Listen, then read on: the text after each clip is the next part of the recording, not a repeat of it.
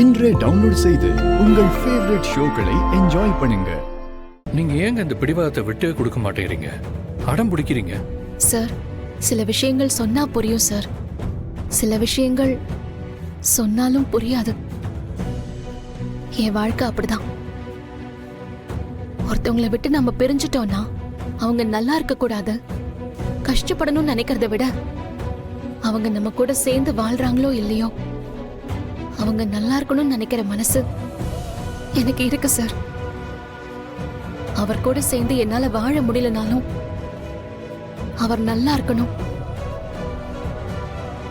சந்தோஷமா இருக்கணும், அவருக்கு பிடிச்ச மாதிரி வாழணும். அவரோட என் வாழ்க்கை முடிஞ்சு போன விஷயம் அது மறுபடியும் தொடருமா தொடராதான்னு காலம்தான் முடிவு பண்ணணும். என்னால் அந்த முடிவெடுக்க முடியாது சார். ஏன்னா அந்த முடிவெடுக்கிற கண்ட்ரோல் அது என்கிட்ட இல்ல. அது என் கையை விட்டு போய் ரொம்ப நாள் ஆச்சு. எனக்கு இருக்கிற ஒரே ஒரு ஆசை, அவரோட வாழ்க்கை தப்பா போயிடக்கூடாது, அவரோட உயிருக்கு எந்த ஆபத்தும் வந்துடக்கூடாது. என்ன சொன்னீங்க பாரதி? அவரு எந்த கஷ்டமும் இல்லாம நல்லா இருக்கணும்னு நினைக்கிறேன்னு சொன்னார் சார். அப்போ பாரதிக்கும் நான் சந்தோஷமா இருக்கணுங்கிற ஆசை இருக்கு. ஆனா ஏன் என் கூட சேர்ந்து வாழணும்னு மட்டும் யோசிக்கவே மாட்டேங்கிறாங்க? ஒரு நிமிஷம் நான் தான் உங்க பொண்டாட்டின்னு நீங்க சொன்ன அந்த நிமிஷம் நம்ம வாழ்க்கைய அழகா ஆரம்பிக்க முடியும் பாரதி. என்ன நடந்திருந்தாலும் எனக்கு அதை பத்தி கவலை இல்லை.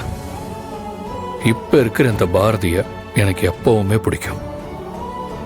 உங்களுக்கு நான் எப்பவுமே காவலா இருப்பேன்.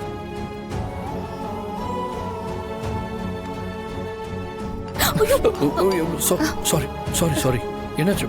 இருங்க, நான் வேணா கிளீன் பண்ண சொல்றேன். ஐயோ, காஃபி தெளிச்சிருச்சு. இருங்க இருங்க இருங்க, நான் தொடச்சுடுறேன்.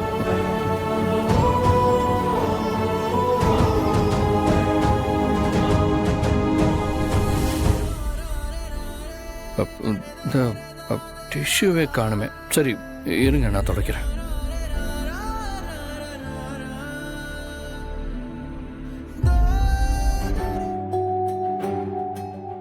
போதும் சார்.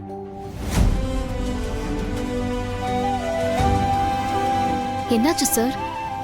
ஏன் ஒரு மாதிரியா இப்படி பாக்குறீங்க? பாரதி, தெரியாம ஒரு விஷயம் நடந்துருச்சு. என்ன விஷயம் சார்? கண்ணாடியை பாருங்க பாரதி.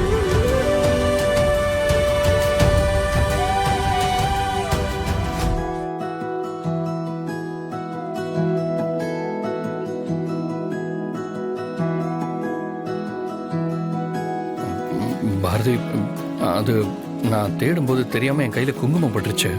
அதே அப்படியே தொடச்சப்போ இந்த குங்குமம் உங்க நெத்தியில பட்டுருச்சு. சரி, நானே தொடச்சு விடுறேன். இல்ல, நானே ரூம்ல போய் முகம் கழுவிக்கிறேன் சார். நான் பாத்துக்கிறேன். சரி.